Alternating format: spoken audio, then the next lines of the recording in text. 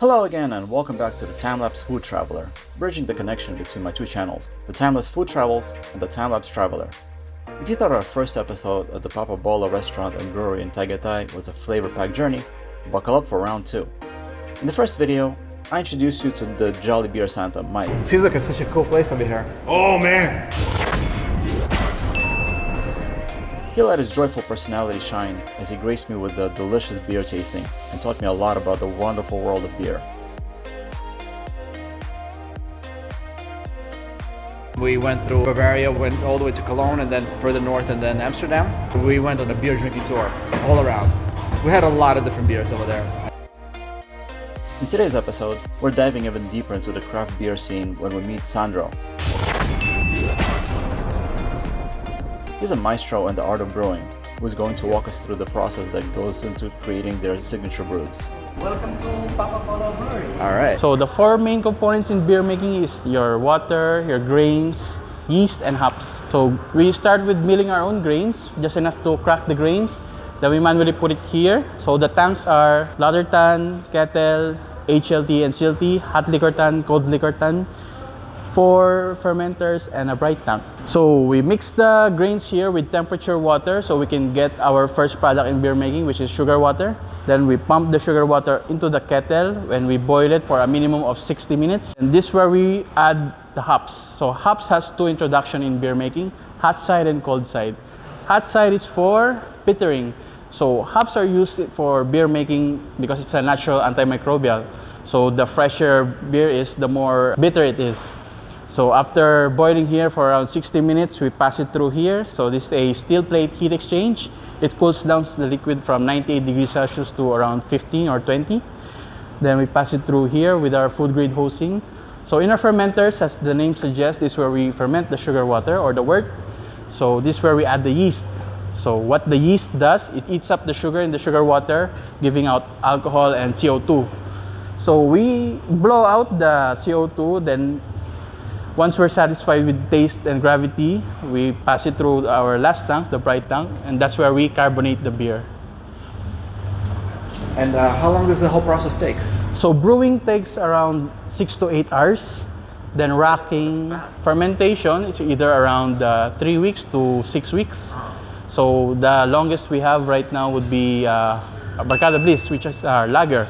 So lagering is storing a liquid for a long period in a very low temperature. Okay. So here we do it around, lagering is around 10 degrees Celsius. What are the ranges the beer is supposed to be kept in normally when you're fermenting it? So fermentation, depending on your yeast, for us it's either around 18 or 17. Pilsner for lagers, it's either around 15 degrees Celsius or 10 degrees Celsius for lager. The temperature is what dictates what the type of beer is going to be? Yep. So on the higher temperature, around 19 or 18, those are ales. So the lagers are around 15 or 10. Mostly temperature, but sometimes your technique as well, the recipe. So once we carbonate the beer, we package it.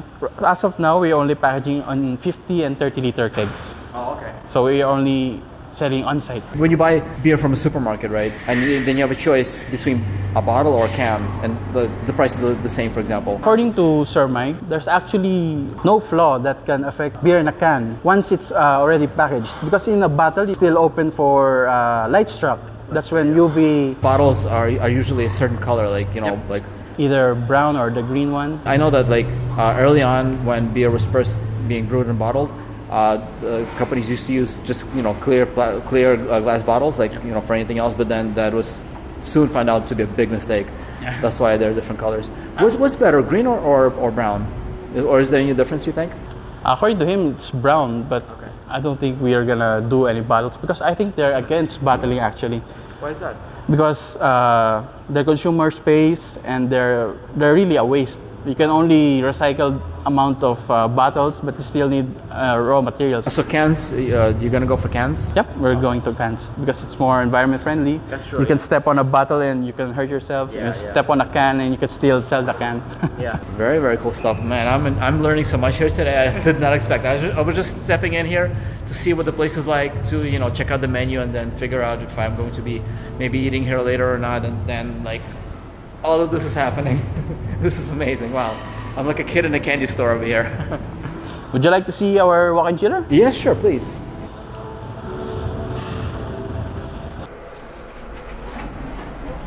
Ooh, so cold in here. Yep.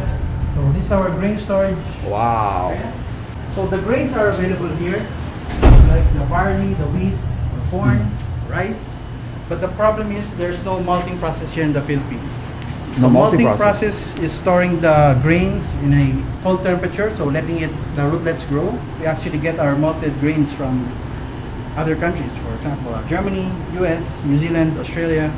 So importing is actually really hard because you can't really order a small bunch. You need like to fill up a whole freight. How long is this grain stored here for? Like, how long does it stay fresh typically?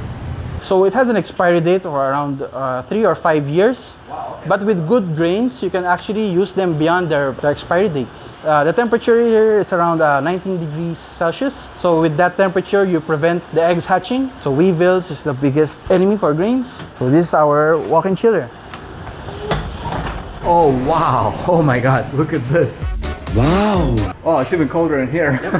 So this is what we call heart of Papa Bolo, because like your heart that pumps blood to your veins, this room pumps beer to different taps.